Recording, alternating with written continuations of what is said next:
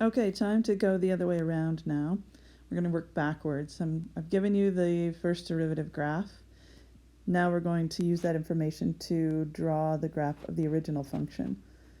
So let's analyze what we see here. I'm going to use different colors this time to make it a little more obvious. Remember, this is the derivative graph. This is not the original function. So what I can see is that on this very first section, I can see that the slopes are negative here because we're below the x-axis on this first section. However, this slope graph is increasing. So we can say that the slopes are growing. The slopes are getting bigger and bigger because this is the slope graph. Slope is increasing. Okay, on this next section, the slopes move above the x-axis. So on this section here, the slope, because remember, the y-axis is measuring slope of the original function. So in this case, the slope is positive and still increasing. At this point here, we have a change in the slope. The slopes change from increasing to decreasing. So here we can say that the slope of this slope graph is 0. In other words, the second derivative is 0 here. And then things change. Although we're still above the x-axis, that means the slope is still positive. The derivative function started to decrease. The slope started to decrease here. So the slope decreases. And then we have a change right here in the graph. Right there, we know that the slope is 0. So slope equals 0, or f prime is 0. And then the slopes change. I missed my first 0. The first 0 was here. Slope is 0. And then the slopes change to be negative.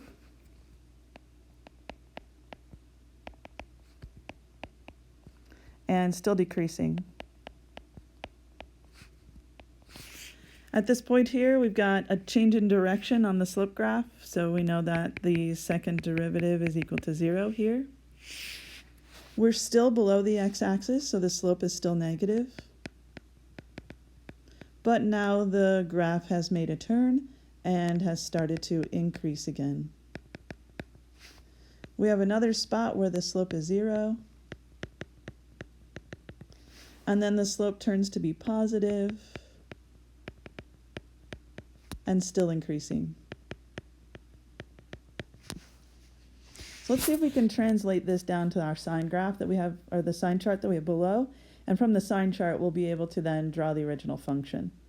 So let's put in some key points here. The first key point is at -4, because at -4 we had a change here. So at -4 we've got a key spot. It looks like -3 is another key spot. Oh, I'm gonna have to write really small. Let's see, another key spot is at about -0.5. That's when the slope was 0. And then we had another key point at x equals 4, because that's where the slope changed direction.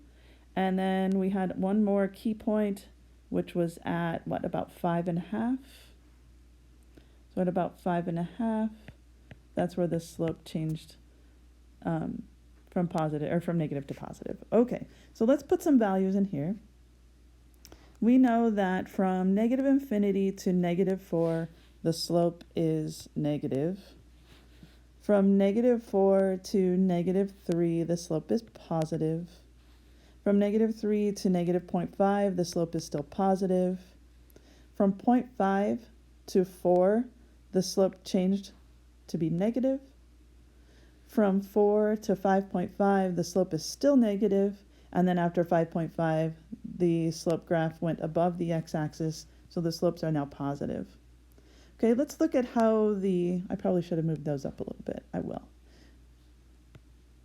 Just so they're kind of more in line and not so close to the x-axis. So the slope is negative, then positive, positive, negative here, negative here and positive there. Okay, now let's look at the second derivative. So let's look at how the slopes are changing. So on that first section from negative infinity to negative 4, the slope graph is increasing, which means that the second derivative is positive. Then from negative 4 to negative 3, the slopes are still increasing, so that slope graph is still increasing. From negative 3 all the way to positive 4, the slopes are decreasing. That graph is going downward. So all the way from here to here, we've got negatives. And then from 4 to 5.5, the slope is increasing again and continues to increase to infinity. So let's translate that to the original function. What is the original function going to look like based on all of this? So based on what I've told you, and I definitely did not leave enough room, the first derivative is negative on that first section. So what we saw in that first graph in the first video, we know that the original function is decreasing then because the slopes are negative. Decreasing function. And we know that the second derivative is positive. Remember when the slopes are increasing, that created a graph that was concave up.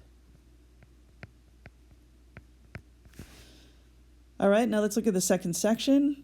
I can see that from negative 4 to negative 3, the slope is positive, which makes the function increasing, and the second derivative is positive, so still concave up. Okay, now I've got a little more space. From negative 3 to negative 0.5, the first derivative is positive, which means the function is increasing, but the second derivative changes, now negative, concave down. Okay, from negative 0.5 to positive 4, we say that this function is decreasing, and we say because the second derivative is negative, the function is still concave down. The next section from 4 to 5.5, we see that the slope is negative, so the function is decreasing. However, the second derivative is positive, so the function is concave up. And then last but not least, function is increasing because slope is positive, and concave up because the slope is increasing. Okay, before we decide what this graph is going to look like, let's determine where we have maximum, minimum, where we have points of inflection. So I can see from negative infinity to negative 4, the first derivative is negative, so the function is decreasing. And then the function changes to increasing because the slope is positive. So what I can say then, because the function is decreasing, going down, and then changes to increasing or going up, this is a relative minimum. Make sure you're picturing this. Don't memorize this. Think about it. Oh, I'm definitely going to have to move that. Think about what that means. So if a function is decreasing or moving down, and then changes, so it has a turning point to where it moves up, that means we've got a minimum there. Okay, let's look at negative 3. That was a key point we graphed. The function is increasing and still increasing. So it's not a minimum, not a maximum. However, the concavity changes. The graph changes from being concave up to concave down. So this is a point of inflection.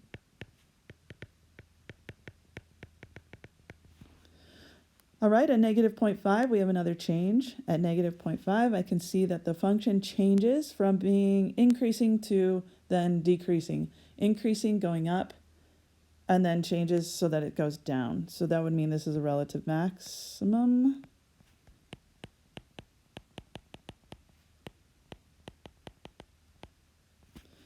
At 4, we have another key point. The function is decreasing and then decreasing, so we don't have a turning point. However, there is a change in concavity. The graph changes from concave down to then being concave up, so we have a point of inflection. And last but not least, at 5.5, the function changes from decreasing to increasing. So the function's going down, turns, and then goes up. So that means this is a relative minimum. All right. We know a lot now about what this function is going to look like. Let's see if we can graph it. So let's create an x and y axis. The interesting part about graphing an original function from a derivative is that we don't know any y values. If all I'm giving you is the graph and no function, we don't know the y values that will occur on this graph. So we're not going to label the y-axis because the y-axis is something we can't measure right now.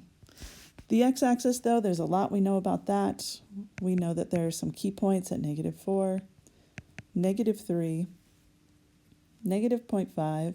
I'm off on my thing just by a little bit. We also have a key point at 4. I should change that. I want this to be right.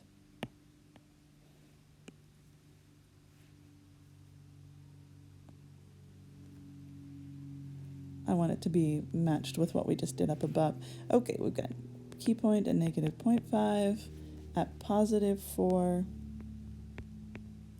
at 5.5. Those are the key spots. We don't know the x or the y values, so we're just going to plot some points. It doesn't matter right now. We're just trying to get the general shape of the graph. So I know at -4, we have a relative minimum. So at -4, I know we've got a low point on the graph. I'm just going to plot a point here. At -3, there's a point of inflection on the way to a maximum. So let's put the maximum here. Typically, a point of inflection is halfway between. So we'll find kind of a halfway point-ish. There's the point of inflection. And then we have another point of inflection at 4 on the way to our relative minimum. Let's make this relative minimum not the same as the other. And I don't know, somewhere in here. Point of inflection. I'll wait and draw it because it's going to be tough. Okay, so let's draw this original function. On the first interval, we know that the function is decreasing yet concave up. So I'm going to draw a function that is decreasing, but kind of has an upward curve to it like that. Okay, in the next section, the function has changed now. It will start to increase and still concave up to the point of inflection. And then at that point of inflection, things change. Function is still increasing, but the curve starts to change its concavity. It's going to now be curved downward.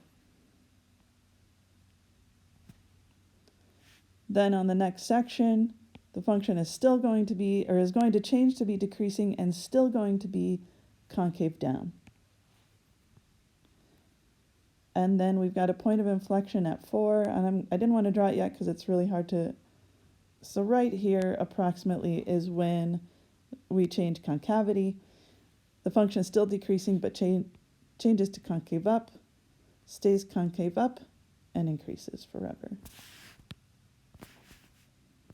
This kind of matches what we would think. This is the original function graph. This matches what we've done with power rule and such, because this original function is a 4th degree polynomial. This is a quartic, a 4th degree polynomial. And the derivative was a cubic, a 3rd degree polynomial. So it would make sense that if we had a 3rd degree polynomial for the derivative, the original function should be 1 degree higher. It should be a 4th degree polynomial. Okay. Note, I did not mark the y-axis. We don't know exactly what these are, so we're just getting the general shape.